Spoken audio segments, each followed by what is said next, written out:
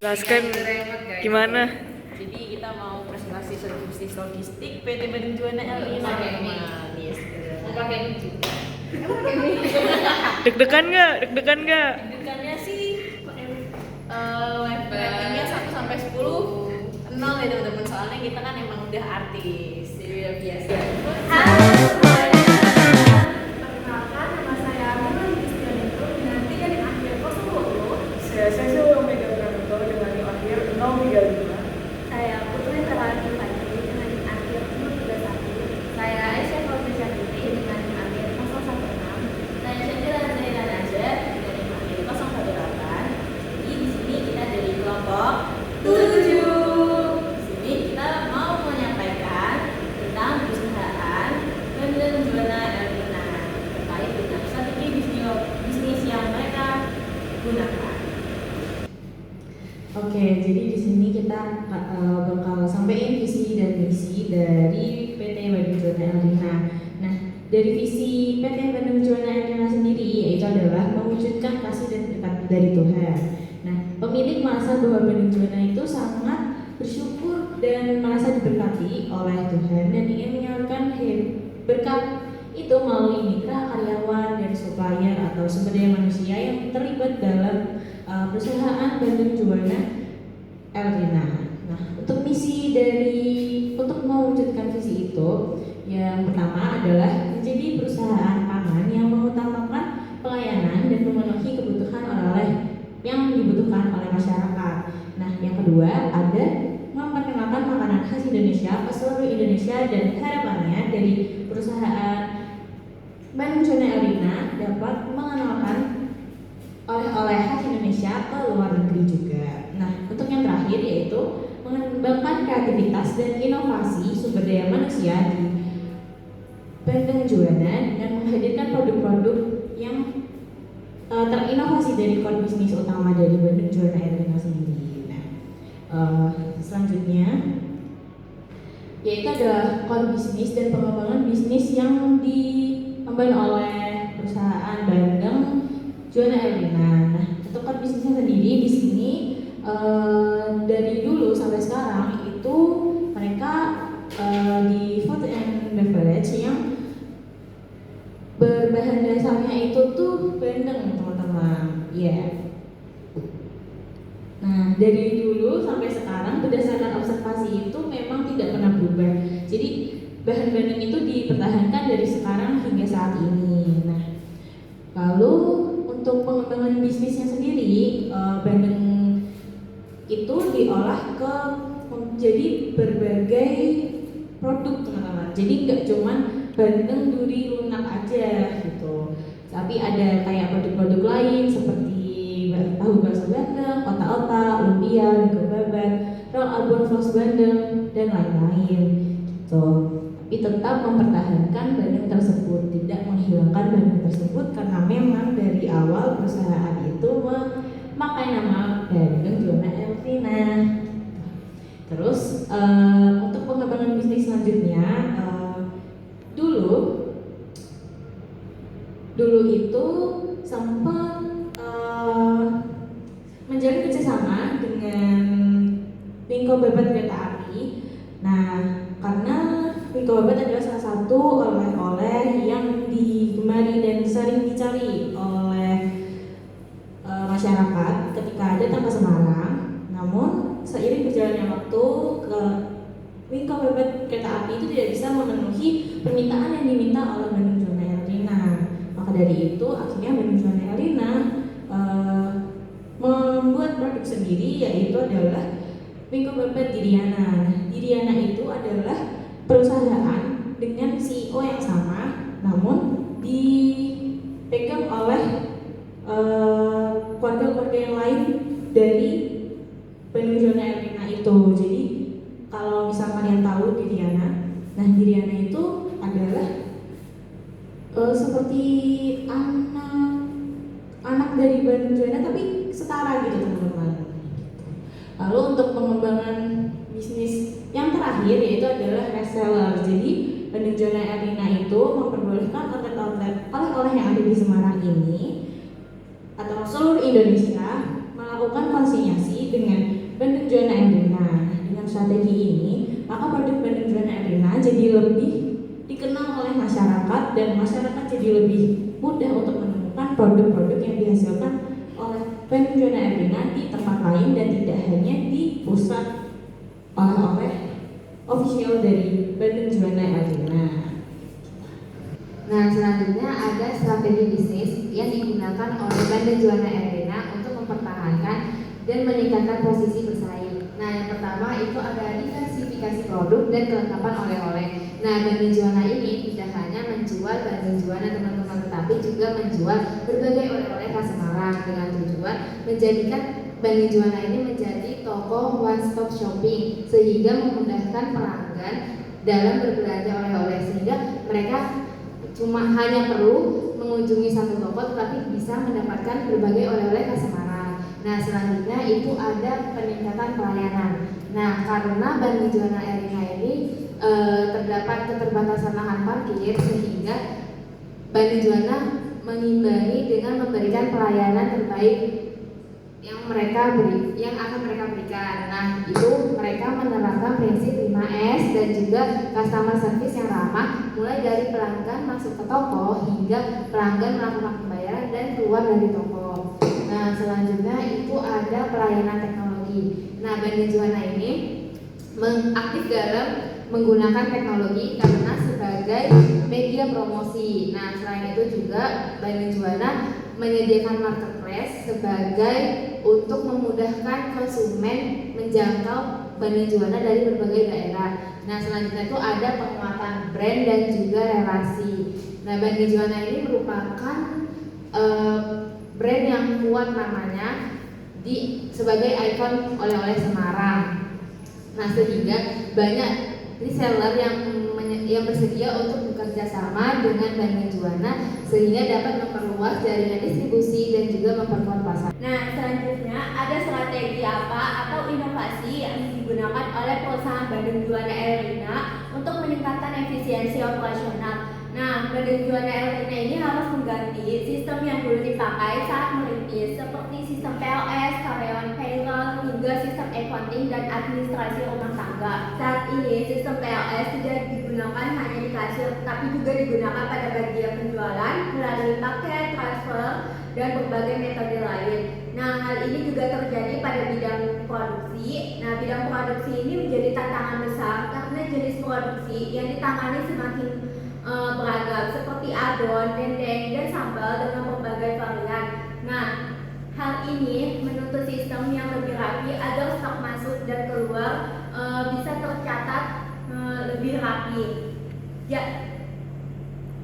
sistem yang struktur data penjualan setiap produk seringkali tidak akurat. Selanjutnya ada teknologi yang sedang dikembangkan atau diadopsi untuk menurunkan biaya produksi. Nah, PT Bandung Juana Erlina saat ini itu sedang mengalami transformasi teknologi yang seiring dengan pertumbuhan bisnis yang cukup besar. Perusahaan yang awalnya itu beroperasi dengan menggunakan sistem yang manual, kini harus beralih ke sistem digital untuk mengakomodasi skala usaha yang semakin besar. Untuk kegiatan produksinya sendiri, mereka sudah bertransformasi dari penggunaan panci besar ke penggunaan mesin boiler yang berbasis steam. Nah, apa dampaknya? Dampaknya adalah waktu memasak atau waktu produksi yang dulunya itu harus 2,5 jam sampai 3 jam, sekarang ini bisa dipangkas dengan hanya butuh waktu 1 jam saja. Jadi lebih cepat, lebih hemat tenaga, juga biaya produksi menurun. Nah, dari sistem informasi sendiri, perusahaan saat ini sedang bekerjasama dengan vendor untuk mengembangkan custom system di berbagai aspek operasional.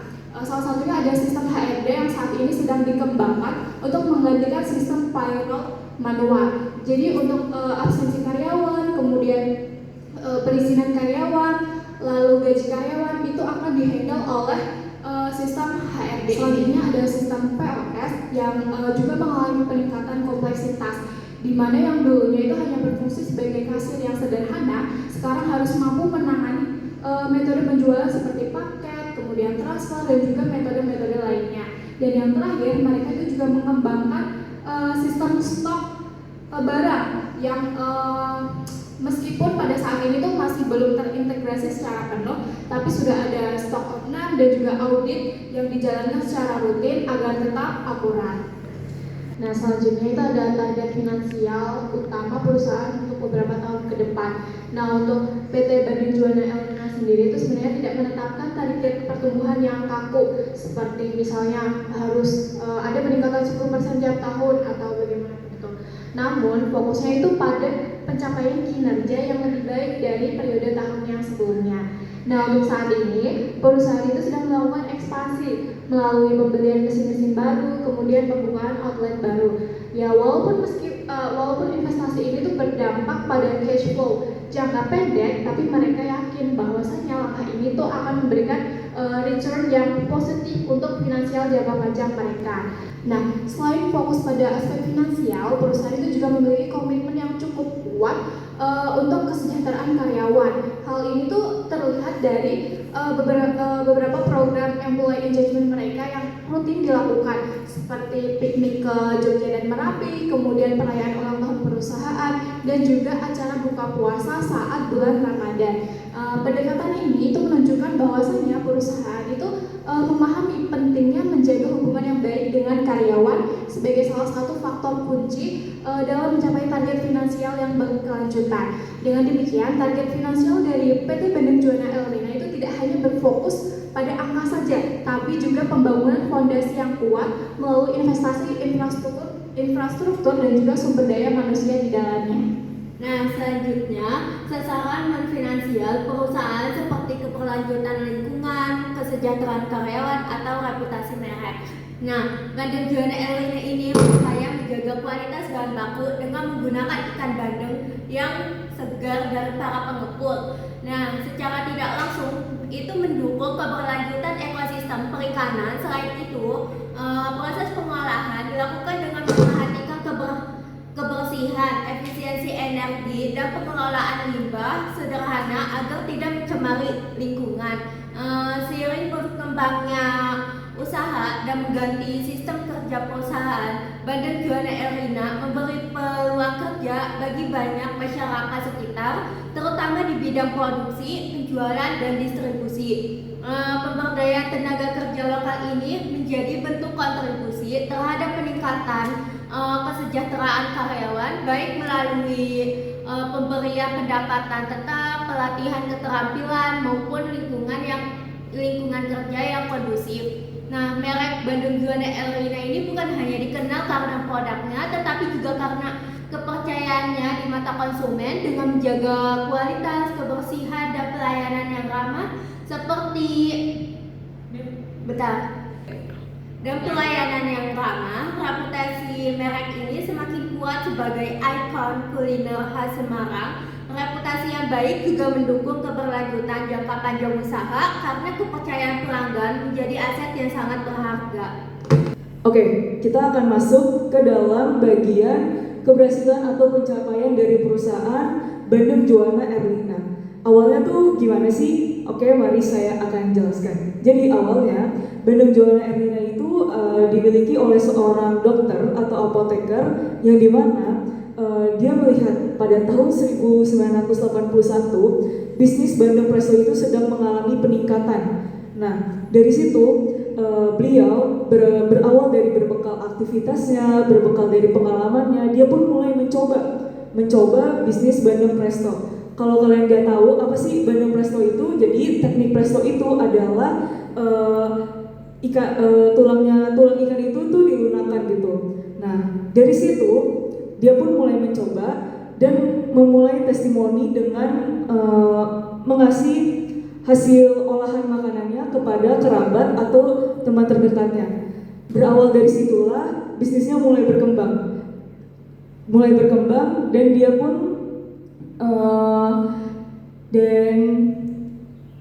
dan itu pun juga sudah mulai digemari oleh banyak orang. Lalu bisnis tersebut pun juga berkolaborasi dengan supplier, yaitu lalu Bandung Juana Elrina tersebut berkolaborasi dengan supplier, yaitu seiring berkembangnya perusahaan, Bandeng Juwana Erlina pun berkolaborasi dan mencari supplier, yaitu supplier teknik pengepul. Seiring berkembangnya bisnis, Bandeng Juwana Erlina pun mencari supplier yang dimana supplier tersebut tuh berasal dari pengepul ikan. Dari situlah bisnis tersebut berkembang dari sampai sekarang. Lalu apa pelajaran yang bisa kita ambil dari keberhasilan atau pencapaian Bandeng Juwana Erlina ini? Jadi yang pertama, meskipun bisnis tersebut berawal dari berasal dari bisnis keluarga atau bisnis kecilan, tetapi kalau kita menekuni dan kita percaya akan kepercayaan diri kita, maka bisnis tersebut akan berkembang jauh lebih baik. Kita akan masuk ke perusahaan menjalin kerjasama dengan pesaing tertentu. Dari hasil observasi kami, PT Bandeng Juwana Erlina tersebut tidak menjalin kerjasama dengan pesaing tertentu, tetapi mereka melakukan metode, yaitu kalau kalian bisa baca adalah konsinyasi. Apa sih konsinyasi itu? Konsinyasi adalah sistem penjualan dengan cara jual titip. Jadi Bandeng Juwana itu melakukan di mana pemilik barang atau konsinyor itu menyerahkan barang kepada pihak lain. Nah, yang terakhir itu ada SWOT dari Bandeng Juwana Erlina ini sendiri, teman-teman. Yang pertama yaitu ada strength atau kekuatan. Nah, kekuatan yang pertama yaitu brand yang semakin kuat. Brand Bandeng Juwana Erlina ini semakin lama semakin harum dan juga dikenal luas di masyarakat. Yang kedua itu ada skill dan produksi besar. Nah, Bandeng Juwana ini tidak merahasiakan resepnya mereka karena mereka yakin bahwa walaupun resepnya sama tapi tetap rasanya belum tentu sebanding dengan Bandeng Juwana ini sendiri, teman-teman. Dan juga mereka melakukan produksi dalam skala yang besar. Nah, selanjutnya itu ada weakness atau kekurangan. Nah, kekurangan yang pertama yaitu demografi customer dominan dari luar kota sehingga rentan penurunan penjualan jika ada hambatan mobilitas seperti COVID-19 kemarin. Terus selanjutnya itu ada manajemen sumber daya manusia. Nah, pekerja lama kadang tuh mengubah sistem baru yang diterapkan sehingga proses keberhasilannya tidak hanya butuh sistem tapi juga butuh adaptasi sumber daya manusianya sendiri. Terus selanjutnya itu ada opportunities atau apa? Nah, selanjutnya ada opportunities atau peluang. Nah, yang di peluangnya ini yaitu dengan ekspansi internasional. Dengan mengikuti pameran di Malaysia, itu dapat mengenalkan Bandeng Juwana kepada masyarakat luar negeri, tidak hanya dalam negeri doang. Nah, terus selanjutnya yang terakhir itu ada traits. Yang terakhir ada traits yang pertama kompetitor. Nah, pasti ada nih saingan-saingan di dalam dunia bisnis, terutama bisnis oleh-oleh. Terus yang selanjutnya itu ada supplier. Nah, ketergantungan pada supplier bandeng itu karena tuh terjadinya ketersediaan bahan baku sangat berpengaruh pada produksi bandeng ini sendiri. Terus yang terakhir yaitu cuaca. Nah, cuaca ini dapat mempengaruhi rantai pasok bandeng maupun aktivitas penjualan. Hai Besti. Jadi so far so good. Yes. Siapa? Kurang siapa?